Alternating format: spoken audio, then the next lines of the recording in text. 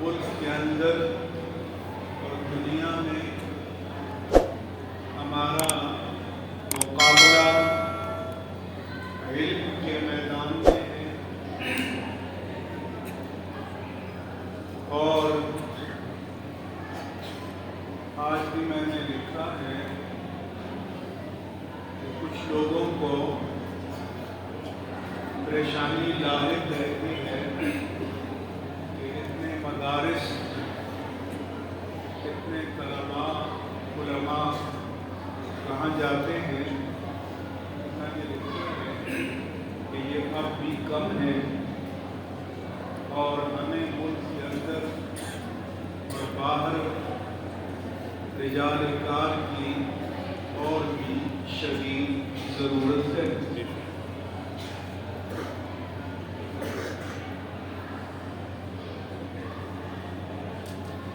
اس لیے کہ ادارے قریہ قریہ، بستی بستی قائم ہونے چاہیے۔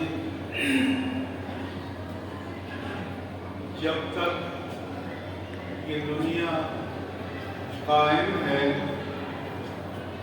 انشاءاللہ تعالی دین بھی قائم رہے گا،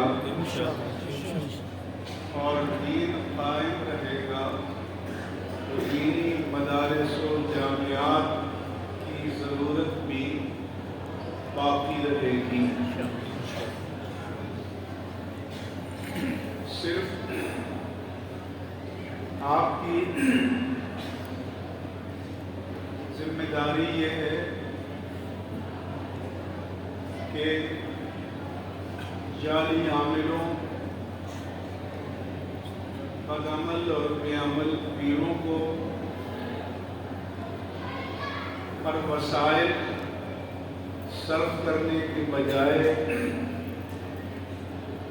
اپنے تمام وسائل کا رخ ان مساجد اور مدارس کی طرف آپ کو پھیرنا چاہیے۔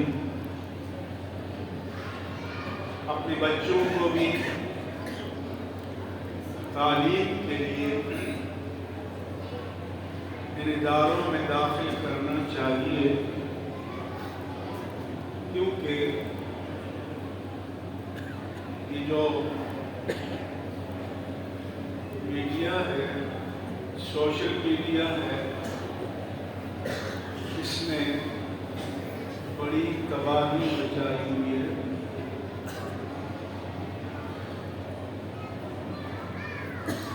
ہم تو بہت پیچھے ہیں۔ امریکہ کا جو سابق صدر بائیڈن ہے، اس نے جانے سے 2-3 دن پہلے امریکی قوم سے الوداعی خطاب میں کہا کہ 6 عشرے قبل ہمارے اس دور کے صدر آئزن ہاور نے ملٹری انڈسٹریل کمپلیکس کے بارے میں خبردار کیا تھا۔ ملٹری انڈسٹریل کمپلیکس کا مطلب یہ ہے کہ جو پینٹاگون ہے امریکہ کا، کی وزارت دفاع ہے، وہ جنگی صنعتوں کو فروغ دیتی ہے اور اسلحے کی مارکیٹ کے لیے جنگیں تخلیق کرتے ہیں، اور اس کی وجہ سے دنیا میں فساد ہے، تخریب ہے، بربادی ہے۔ بائیڈن نے کہا کہ اب میں اپنی قوم کو ٹیکنالوجیکل انڈسٹریل کمپلیکس سے خبردار کر رہا ہوں. اس کے بقول جو انفارمیشن ٹیکنالوجی اور آرٹیفیشل انٹیلیجنس یا مصنوعی ذہانت اور سوشل میڈیا پر جن بڑے بڑے سرمایہ داروں کا کنٹرول ہے، قبضہ ہے، اب وہ حکومتوں کو بھی کنٹرول کر دیں گے.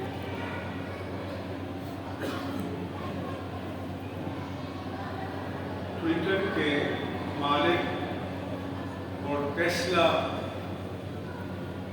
الیکٹرانک کار کے مالک نے بائیڈن کو اپنے ٹرمپ کو انتخابی مہم میں بہت ساری رقم دی تھی اور اب وہ ٹرمپ کی کابینہ میں شامل ہے. اسی طرح Mark Zuckerberg, Jeff Bezos, Bill Gates, یہ وہ لوگ ہیں جو پوری امریکی سیاست کو کنٹرول کر رہے ہیں، اور امریکہ کو کنٹرول کرنے کے معنی یہ ہے کہ دنیا کو کنٹرول کر رہے ہیں.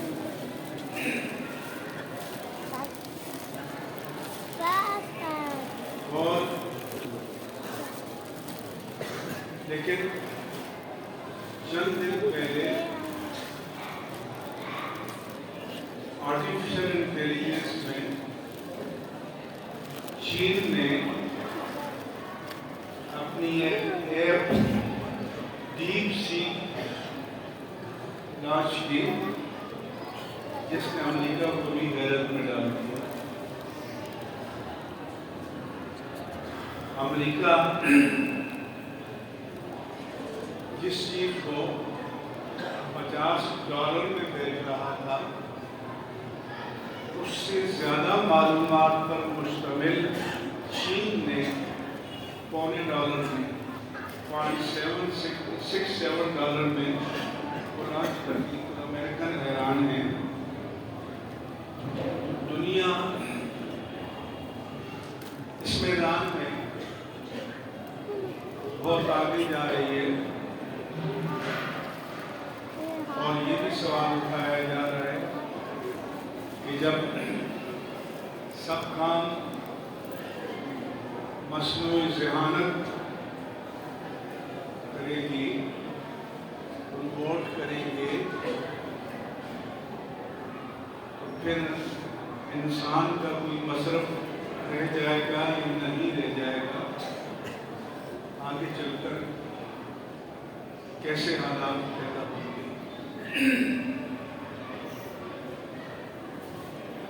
بعض عربوں اور مسلمانوں نے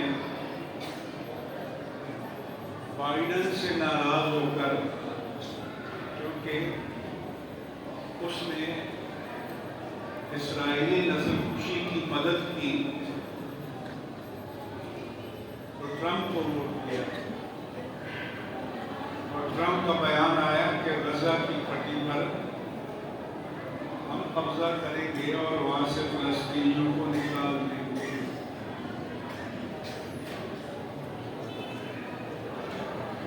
اس لیے امت مسلمہ کے لیے بڑے مسائل ہیں. ہمارے نوجوانوں کو جدید تعلیم ہے، عصری تعلیم ہے، اس پر بھی توجہ دینی چاہیے، اور دینی تعلیم پر بھی توجہ دینی چاہیے. मगर मसला ये है कि इंडियन भी यूरोप अमेरिका में हैं,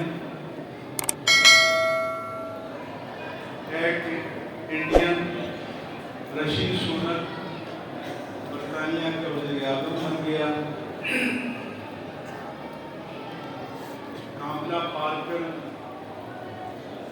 इंडियन ओरिजिन नायब सदर बन गए। व्हाइट हाउस की ब्यूरोक्रेसी में मौसर पोजीशन में इंडियन मौजूद हैं। कनाडा में 36 सिख पार्लियामेंट में हैं और उनका वज़ीर दफ़ा भी सिख है। हमारे पाकिस्तानी यहाँ वाले तो मरे जा रहे हैं कि हमें अमेरिका या यूरोप जाने को मौका मिल जाए, और जो वहाँ हैं वो बजाय इसके कि उस मुल्क में, उस निज़ाम में, वहाँ की सियासत में कोई मौसर किरदार अदा करे, मौसर, वो जब पाकिस्तानी सियासतदानों के मुजारे बने हुए हैं, फलां जिंदाबाद, फलां मुर्दाबाद। मैं सितंबर में दूसरे साल गया हुआ था, बड़े पढ़े लिखे लोगों के साथ एक लंबी नशिस्त हुई और वो पाकिस्तानी सियासत पर बात करी। तो मैंने कहा कि मैंने ट्रक के पीछे लिखा हुआ देखा था, तो मुझे अच्छे लगने लगे हो, कभी आओ ना बाजोड़। मैंने कहा आओ पाकिस्तान, भुगतते हम हैं और एक्सपर्ट आप बने बैठे हैं यहाँ न्यूयॉर्क में, वाशिंगटन में, ह्यूस्टन में, लंदन में, फलां जगह। इस पाकिस्तानी जो मेंटेलिटी है कि वहाँ जाकर 3-4 नस्लें भी गुजर जाएं, अगर ज़हनियत न बदले, यहाँ की असलियतों से न निकलें, तो वहाँ जाने का क्या फायदा है।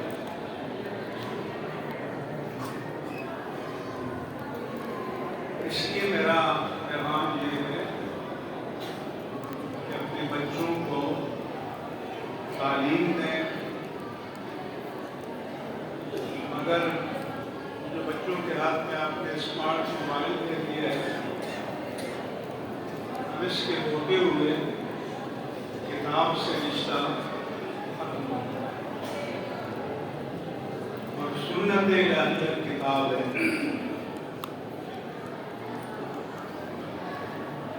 आपके तलबा नहीं, हमारे तलबा का भी यही हाल है।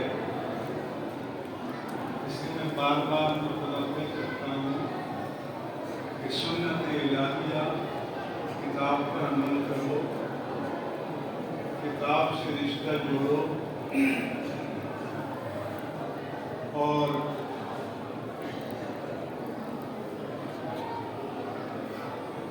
इल्म के साथ अपना ताल्लुक मुस्तहकम करो। जिन बच्चों ने हिफ्ज़ किया है, जिनको आप आला से आला इदारों में पढ़ाते हैं, उनके मुस्तक़बिल के लिए, मगर जिन बच्चों को आप हाफिज़ और आलिम बनाते हैं, अपनी कब्र के लिए और अपनी आखिरत के लिए। इसलिए बच्चों को अपने हाफिज बनाए, मगर मैं ये भी मुतलब्बे करना चाहता हूँ, तो ये न समझे कि आज पगड़ी पहन ली, परफेक्ट हो गए और उसके बाद कुरान से ताल्लुक खत्म हो जाए। इसलिए कि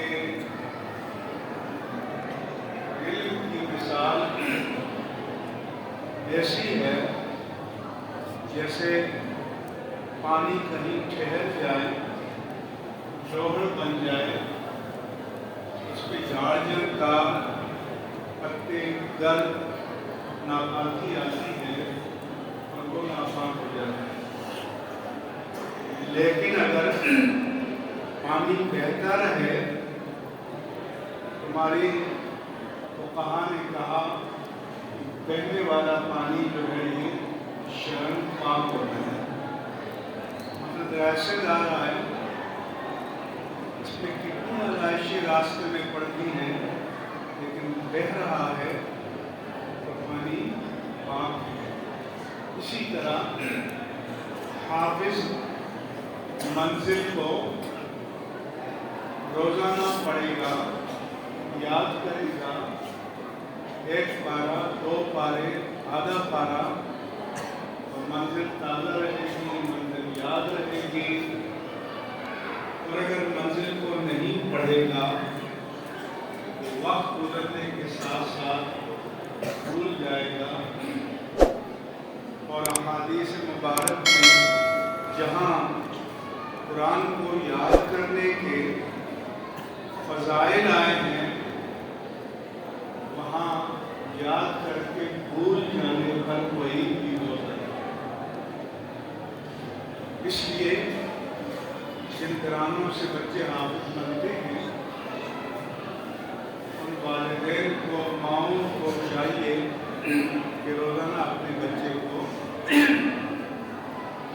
آدھا گھنٹہ بٹھائیں کہ کم از کم 1 پارے کی منزل کو پڑھتا رہے۔ اور پھر جب رمضان آئے اور مسجدیں تو اتنی دستیاب نہیں ہیں، لیکن آپ اپنے گھروں میں نوافل کی صورت میں، تہجد کی صورت میں بیٹھ کر ان سے قرآن کی منزل پڑھوائیں اور سنیں۔ حدیث پاک میں ہے رسول اللہ صلی اللہ علیہ وآلہ وسلم نے فرمایا کہ حسن القرآن بأصواتکم وزین القرآن بأصواتکم،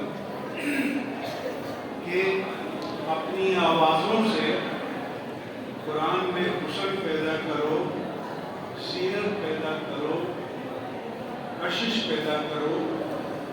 حضرت طلب سے پوچھا گیا کہ یہ جو اللہ کے رسول نے فرمایا کہ اپنی آوازوں سے قرآن میں خوبصورتی پیدا کرو، یہ کیسے پیدا ہوتی ہے؟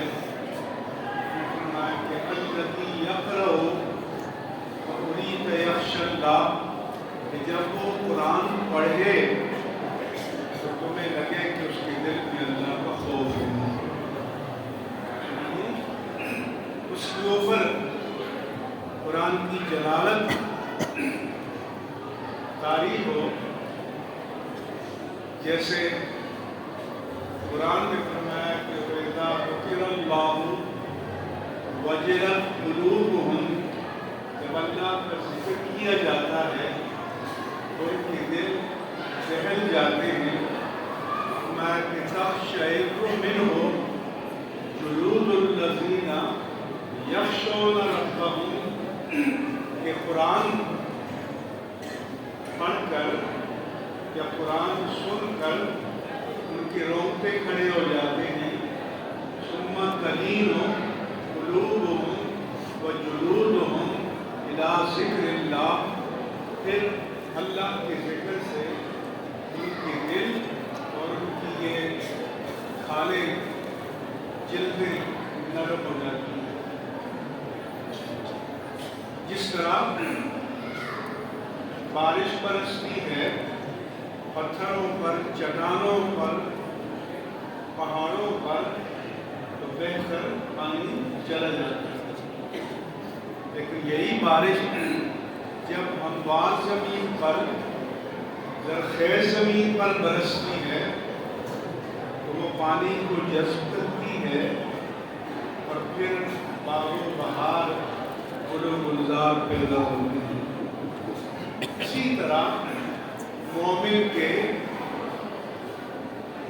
قلب کی زمین ہے، اگر یہ نرم ہو تو پھر اللہ تعالیٰ اس کے کلام پاک، اس کے حبیب پاک کے ارشادات پاک کے انوار و تجلیات کی جب بارش برستی ہے تو وہ قلب میں، روح میں جذب ہوتی ہے اور اعمال کی صورت میں بار نظر آتی ہے۔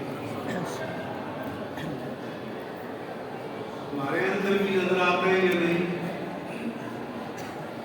اب بجائے اس کے اقرار کے ساتھ، سکون کے ساتھ سنیں، عبدالخان بھی ایکو کے بغیر نعت نہیں پڑھ سکتا، اور جو ماڈرن قاری ہیں وہ بھی ایکو کے بغیر نہیں پڑھ سکتا۔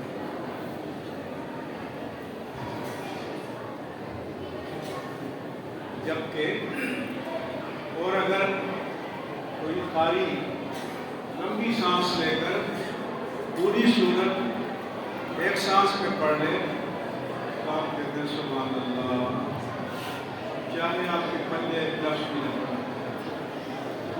تو یہ قرآن جو ہے یہ سانس کی پریکٹس کے لیے آیا ہے کہ لمبی سانس کس کی ہے۔ یہ قرآن اس لیے آیا ہے کہ جب پڑھا جائے تو غور کرو، سوچو، ایک ایک لفظ آپ کے دل و دماغ میں اترنا چاہیے، جذب ہونا چاہیے، اس کے معنی کو، مطالب کو سمجھنے کی کوشش کرو، مساجد میں مجالس سے درس قائم کرو، اور قرآن کے ساتھ اور صاحب قرآن کے ساتھ اپنا رشتہ مضبوط کرو اور مستحکم کرو۔ اپنے بچوں کو تعلیم کے لیے داخل کرو، اور اگر یہ سعادت تمہارے مقدر میں نہیں ہے تو جن ماں باپ نے اپنے بچوں کو پال پوس کر دین کے لیے دیا ہے ان کی کفالت کرو، ان کو گود لو، ان کا خرچہ اٹھاؤ، ان کے سرپرست بنو کہ کل وہ عالم بنے گا، مفتی بنے گا، قاری بنے گا، قرآن کی دین کی خدمت کرے گا، وہ تمہارے لیے صدقہ جاریہ ہوگا۔